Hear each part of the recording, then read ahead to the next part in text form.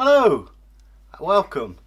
As you know, my name's Eggle, but I'm going to come at you with a traditional story, so sit back, relax, have something nice to drink, or something to munch on, a biscuit maybe, or whatever suits your fancy, but just get nice and relaxed. And we're going to tell you the story about the giant Oforo. You may pronounce it differently if that's the way I read it. Many years ago, out east, there lived a giant called Oforo. Well, that was his name. And he was big. He's about twice the size of a very tall man. So we're talking big. And he worked on a farm doing farmery things. And at night he lay on his bed. And he started thinking. I'll tell you what, he said. With my strength and power, if I'd been born at the time of the gods, what a king I'd have made, eh? All my muscles, all my strength. Yeah. And here I am working on a farm. I can do better than this, surely. I could become a king. I'll tell you what, he said to himself, I shall not bow my knee to anybody unless they're the most powerful king in the world. So he went to bed, slept, woke up early next morning with that idea in his mind, and off he went.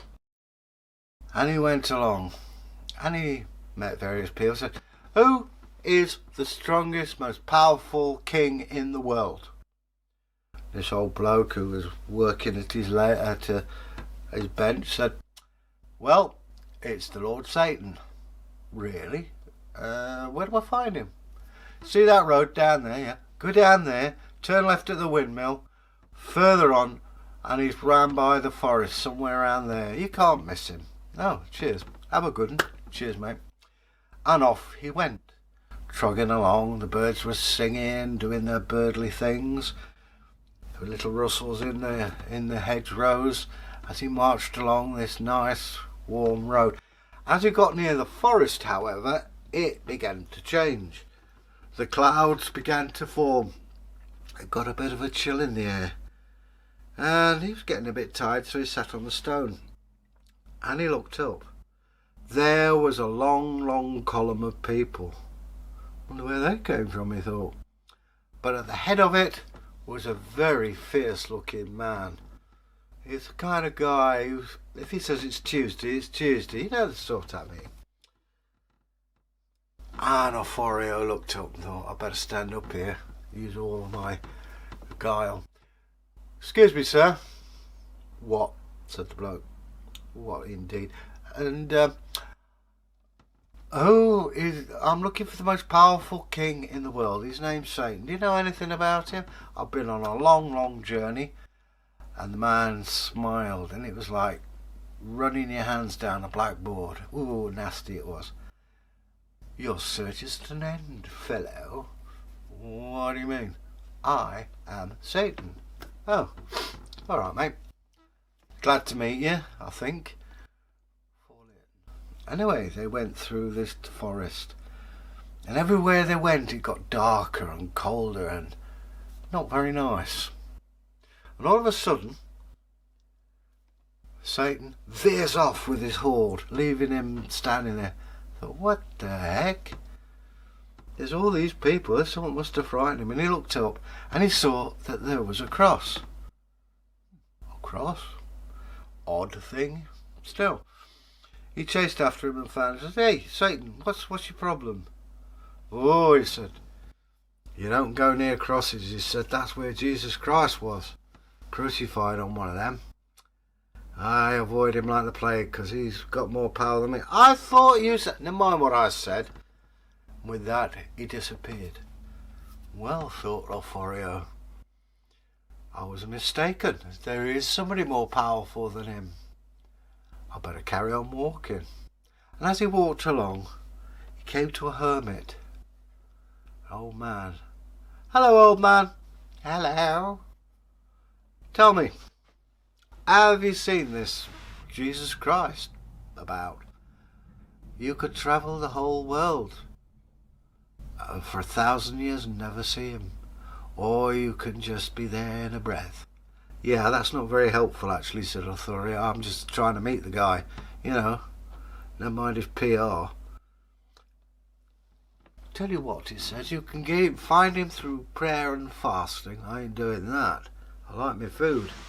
Yes, I can see. Or, see that river over yonder? Oh yeah, missed it.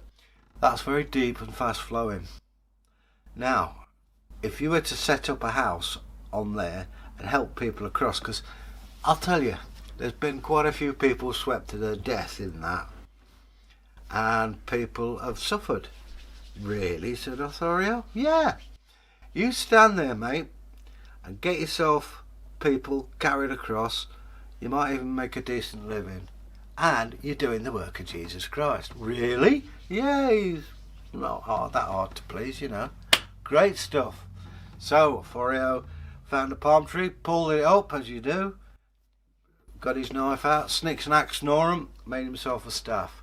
Right, he said, bring 'em on. I'm here ready to take 'em across. So it was. Various people go, can you help? Yeah, get on board. And he got him on his shoulders and across the river, back again. Ooh, copper coin. There's money in this job. And day in, day out, maybe about 4 or 5 people. You wouldn't get fat on it, but at the same time you wouldn't starve. And all of a sudden, a baby appears. Hello, he thought, this is a bit odd, a baby on its own. All right, mate, what do you want? Carry me across. Oh, right. Where's your mum and dad? Never mind about that, said the baby. Yeah? I'm asking you a favour. Carry me across. Okay. Put this baby on his back. Oh, you're a bit weighty for a baby. Yeah, all right. Never mind the comments, said the baby. Carry us across. And across the river, up to his knees. It was colder than usual. And he felt a bit weak. And he thought, well, maybe I've not been eating so well. And across the river, waist high. Oh, it's even colder. And this baby's weighing a ton. Come on, said the baby. I'm doing it, said Oforo. Well, do it a bit quicker. You got a lot of gob, haven't you, for a child? Never mind that, said the baby. I'm paying you. Get across. And across they went, up to his shoulders. And he was getting worried because he thought, the river's never as deep as this. And it's coming up to his bottom lip. Hey, my feet are getting wet, the baby. Oh, poor you. And then the level began to drop down to his waist. Whew, that was a nasty turn. He thinks maybe this isn't such a good idea after all. And onto the other bank. God, you weigh a ton. Who are you anyway? Oh, I'm the bloke you're seeking. Who's that? Jesus Christ. Yeah. Oh, you're Jesus Christ, are you? Yeah, I'm Judas Iscariot. What's your game? No, honest, he said, I'm Jesus Christ. Okay. You have served me well. You have repelled Satan, my arch enemy, and everything else.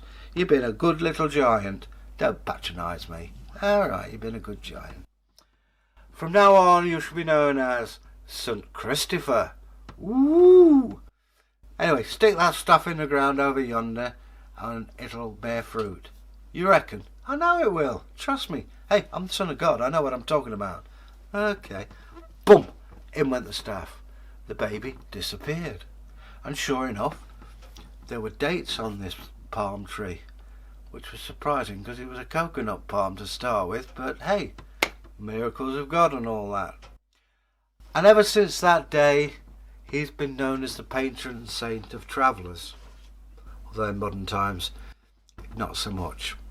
But anyway, that's the story of good old St. Christopher. Now, I hope you've enjoyed it. Leave us a like, especially a comment, and if you'd like to subscribe, hashtag folktale, usual, or press the old bell in the corner and Robert's your father's brother. We will get back to you with the comments. It does take time, but you know, be groovy. Bye.